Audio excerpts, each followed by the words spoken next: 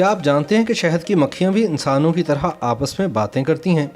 سائنسدان مسلسل کائنات کے رازوں سے پردہ اٹھانے کے لیے تحقیق میں لگے رہتے ہیں۔ حال ہی میں ماہرین نے اس سوال کا جواب ڈھونڈا ہے کہ شہد کی مکھیاں آخر کیسے بات کرتی ہیں۔ سائنسدانوں کے مطابق شہد کی مکھیوں کا ایک مخصوص ڈانس کا طریقہ ہوتا ہے جس سے وہ ایک دوسرے سے بات کرتی ہیں۔ شہد کے چھتے پر کام کرتی ہوئی یہ مکھیاں بظاہر اپنے کام میں مصروف دکھائی دیتی ہیں، لیکن ساتھ ہی ان کے درمیان بات چیت کا عمل بھی جاری رہتا ہے۔ ان کی بات چیت کا طریقہ رقص پر مبنی ہوتا ہے جو کہ ویگل ڈانس کے نام سے جانا جاتا ہے۔ جب بھی آپ شہد کی مکھیوں کو ایک گروپ کی صورت میں اوپر نیچے آتے جاتے دیکھیں تو سمجھیں کہ وہ آپس میں گفتگو کر رہی ہیں۔ وہ اس ہل جل کے درمیان بھی ویگل ڈانس یعنی بات چیت کر رہی ہوتی ہیں۔ ان کی پیغام رسانی کا عمل بھی اسی طرح چلتا ہے۔ جب کوئی شہد کی مکھی کسی باغ میں پھول کی تلاش کے دوران ایسا پھول دیکھ لیتی ہے جس کا ذائقہ سب سے اچھا ہوتا ہے تو وہ فوراً واپس جا کر ویگل ڈانس کے ذریعے اس کے بارے میں دوسری شہد کی مکھیوں کو بتاتی ہے۔ یوں اس پھول کے گرد اس کے گروپ میں موجود مکھیاں آ جاتی ہیں جو کہ مل کر اس ذائقہ دار پھل کا رس چوستی ہیں۔ شہد کی مکھیوں کے ایک ساتھ کئی پیغامات ویگل ڈانس کے ذریعے چل رہے ہوتے ہیں، لیکن اس میں کبھی غلطی نہیں ہوتی۔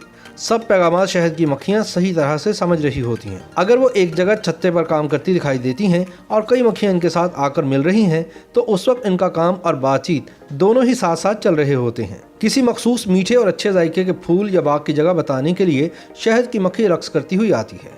اس رقص کے دوران وہ مستقل 8 کا ہندسہ بناتی ہے۔ اس ہندسے میں بننے والے زاویے کے ذریعے وہ سورج اور چھتے کے درمیان لائن کی وضاحت کر کے خوراک کی صحیح سمت کا تعین کر دیتی ہے۔ وہ اپنی ساتھی مکھیوں کو پھول تک کا فاصلہ بھی اسی دوران سمجھا دیتی ہے۔ جیسے اگر پھول 250 میٹر کے فاصلے پر ہو تو اپنے جسم کے نچلے حصے کو آدھے منٹ میں 5 مرتبہ حرکت دیتی ہے۔ مکھیوں کو پھولوں کا رس چوسنے اور خوراک لانے میں وقت لگ سکتا ہے کیونکہ جب تک وہ واپس آتی ہیں سورج اپنی جگہ سے حرکت کر چکا ہوتا ہے، کیونکہ سورج ہر 4 منٹ بعد 1 ڈگری حرکت کرتا ہے۔ اس طرح اگر شہد کی مکھی کو چھتے تک آنے میں 4 منٹ لگتے ہیں تو پھر ان کی بتائی گئی ڈگری کی سمت میں تبدیلی ہو سکتی ہے اور وہ غلط جگہ پہنچ سکتی ہے، لیکن ایسا نہیں ہوتا کیونکہ شہد کی مکھی کی آنکھیں اتنی تیز ہوتی ہیں کہ وہ بتائی گئی جگہ یا اپنی منزل پر پہنچنے کے دوران شعاؤں میں تبدیلی کو دیکھ کر بتائے گئے فاصلے میں اسے جمع تفریق بھی کر لیتی ہیں اور اپنی سمت درست کر لیتی ہیں۔ ماہرین کے مطابق شہد کی مکھیوں میں ایک خاص صلاحیت پائی جاتی ہے کہ وہ 6 کلومیٹر کے فاصلے پر موجود دوسری مکھیوں کو ہدایات دیتی رہیں۔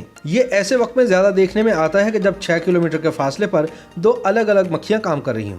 اس دوران یہ ایک دوسرے کو ہدایات دینے کا سلسلہ جاری رکھتی ہیں۔ اس طرح دونوں کام ایک ساتھ جاری رہتے ہیں اور ان کا وقت بات چیت کے لیے آنے جانے میں ضائع نہیں ہوتا۔ شہد کی مکھیاں جب پھولوں کا رس چوسنے کے لیے ایک جگہ سے دوسری جگہ جاتی ہیں تو اس کی مدد سے پولینیشن کا عمل چل رہا ہوتا ہے۔ کہا جاتا ہے کہ دنیا کی 124 مختلف فصلوں میں سے 70% فصلوں کو اگانے کی وجہ شہد کی مکھیاں بن رہی ہوتی ہیں، کیونکہ یہ پھولوں، پودوں اور دیگر فصلوں کے پولن گرینز کو ایک جگہ سے دوسری جگہ لے جاتی ہیں۔ یوں کئی مقامات پر پھول، پودوں کے ساتھ ساتھ فصلیں اگنا بھی شروع ہو جاتی ہیں۔ تاہم اب شہد کی مکھیوں کو زراعت اور ماحول میں آتی ہوئی تبدیلیاں نقصان پہنچا رہی ہیں، کیونکہ مختلف کیمیکلز اور کیڑے مار ادویات کی وجہ سے مکھیوں کی زندگی کو بھی خطرات لاحق ہیں، جس کے خدشے کا اظہار بار بار کیا جا چکا ہے۔ YouTube پر گوگلی نیوز دیکھنے کے لیے youtube.com کی سرچ بار میں googly news T V type کریں۔ گوگلی نیوز کے پیج پر سرخ رنگ کے سبسکرپشن والے بٹن پر کلک کرنا نہ بھولیے۔ YouTube پیج پر اپلوڈ ہونے والی ویڈیوز سے باخبر رہنے کے لیے بیل آئیکن پر کلک کیجیے۔ آپ کو ہر نئی ویڈیو کے بارے میں نوٹیفیکیشن موصول ہو جائے گا۔